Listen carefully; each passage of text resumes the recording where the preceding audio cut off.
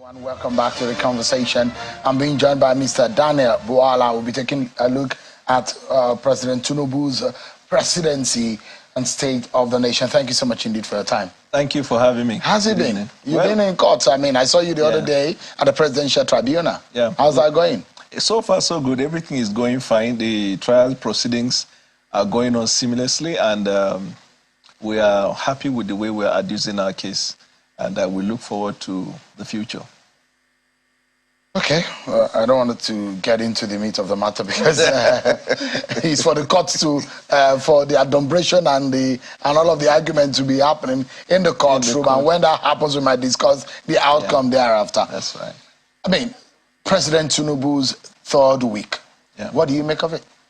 Well, first of all, he made some early moves that one could look at and feel a little bit excited.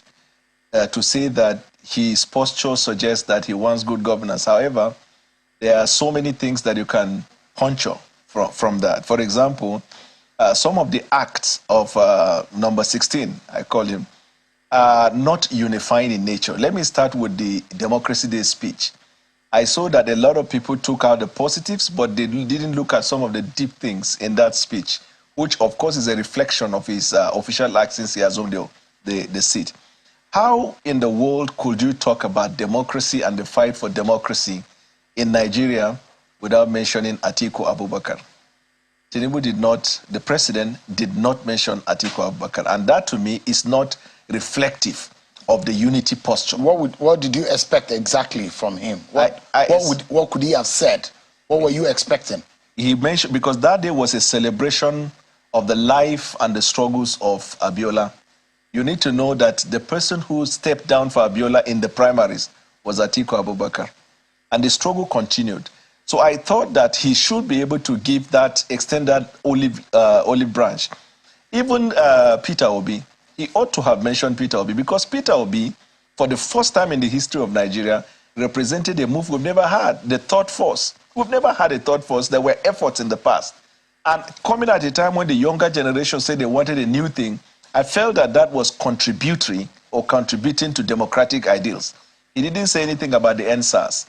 The NSAS was a struggle of young people. These are acts and moves that entrench and strengthen democracy. Because what they were doing at the time was they were fighting to call, it was a civil disobedience aimed at calling the government to do what constitutionally they're empowered to do. He didn't do that. So to me, that is not right. And then secondly, if you look at some of the subliminal threats to the judiciary in that speech, to me, I feel it does not promote the integrity of democracy and the rule of law. When you are saying that orders that are tended to subvert democracy will not be tolerated. Order of court, bad or good, stays subsisting until it's overturned. Now, if you are saying that, how do you just suppose that with the many orders that Wike was getting to twist the party, meanwhile he was going about doing everything, what will be his posture or reaction to that kind of order? We look at that as a subliminal threat to the judiciary when you have a pending case before the judiciary. Then he talked about people who don't celebrate something are not entitled to praise. To me, that speech was not a reflection of a unified Nigeria. Now, the other thing is Section 14 of the Constitution. If you look at subsection 3, it talks about the government of the federation must be run in such a way that it will reflect the principles of federal character, so that there is no dominance of a section or a people of a group in the government.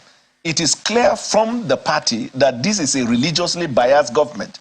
So he needed to do more to convince the Nigerian people. How would you say so? What gives you the impression? It started with the foundation, which is, of course, the ticket. If you look at the appointment made so far, you can see it evident. And there are more appointments. Probably by tomorrow, he will release the one for his essays, and then he will send the names of his cabinet members now that the National Assembly is constituted for confirmation. You would see that. So an all-inclusive government, if you look at Section 14, is fundamental to steer what they call national loyalty. Loyalty is patriotism. For you to be able to command the loyalty of the people, you must commit acts that will be tended towards. Has he done anything wrong in terms of the appointment that he's made so far? He's just done quite a handful. Yes, many more are coming. But what I'm saying is, when you know that fundamentally the constitution of your government is such that it is questioned, as one that Why is would you say it's religiously questioned? biased. Why would you say it's religious? What are the evidence? The evidence is the ticket, which I talked about. And you know, that time I was criticized, but when it came to the election for the post of the Senate president, the same set of people who were criticizing me for that same principle canvassed that, look, we need a religious balance, otherwise it will not Can you protect elucidate the more unity. on where you picked holes on this religious imbalance that you're talking about? My idea is that if you are going to, you see, it's not everything that is stated in the Constitution. The Constitution has a word and it has a spirit. The spirit of the Constitution reflects the words. That's why we are in court sometimes to get the interpretation of the code as regarding the intent. Look at the Constitution from one right to the end, and then you juxtapose that with convention. You will see that all of the times in Nigeria where we had good governance or we had a unified front were those times where the Constitution and the oppression of the government and the agencies were such that they reflected. But sometimes it's even hard to blame him, because he probably picked it from Buhari, because in Buhari's government, it was the same thing. It was a government that was characterized by nepotism. So now, because an order has been established, I am only hoping, because my idea of Tinubu as a person is not somebody that is a religiously biased person.